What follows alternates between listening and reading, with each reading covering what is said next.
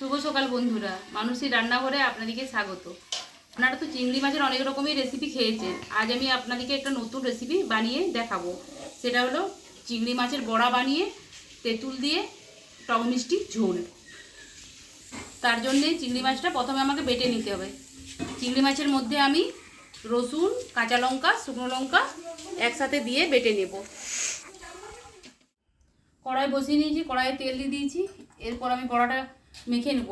বড়াটার মধ্যে আমি বেসন, 1 চামচ বেসন, হলুদ আর লঙ্কা আর নুন পরিমাণ মতো দিয়ে দেবো। বেসন দিয়ে দিয়েছি 1 চামচ, হলুদ পরিমাণ মতো, নুন আর লঙ্কা গুঁড়ো। এরপর ভালোভাবে আমি মেখে নেব।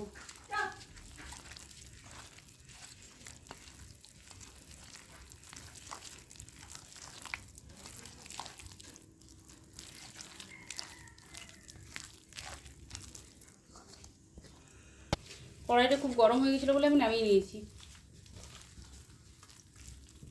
নিচে বড়াগুলি দিয়ে দেবো।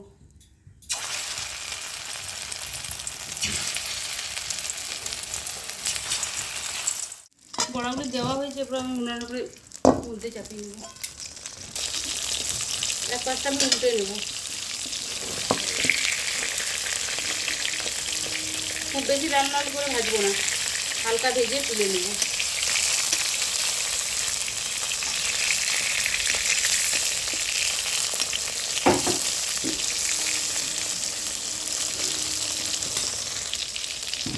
বড়াগুলো ভাজা হয়ে গেছে, একদম তুলে নেব।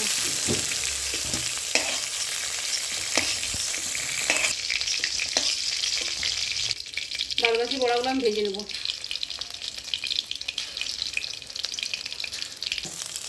বড়াগুলি ভাজা হতে হতে এখানে আমি 1 চামচ সাদা আর কালো সরষা মিশিয়ে নিয়েছি, আর 1 চামচ পোস্ত নিয়েছি।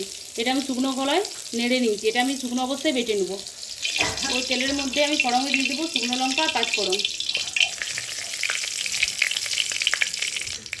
এদিকে আমি তেঁতুলটা ভিজিয়ে রেখেছি, 10 মিনিট হলো। এটা আমি গাদ বার করে নেব।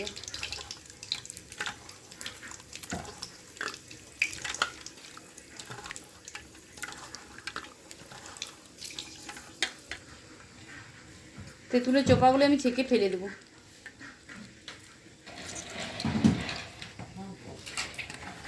ফোড়নটি আমার হয়ে গেছে। তেঁতুলগুলোর জলটা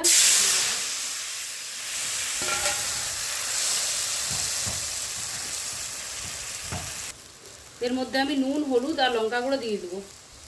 নুন, হলুদ, লঙ্কা গুঁড়ো নেড়ে নেব।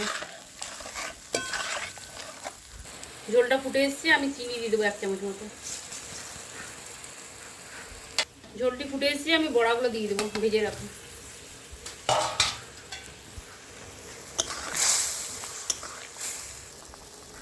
ভেজে রাখা গুঁড়া মশলাটা আমি দিয়ে দেবো। এরপর আমি নামিয়ে নেব।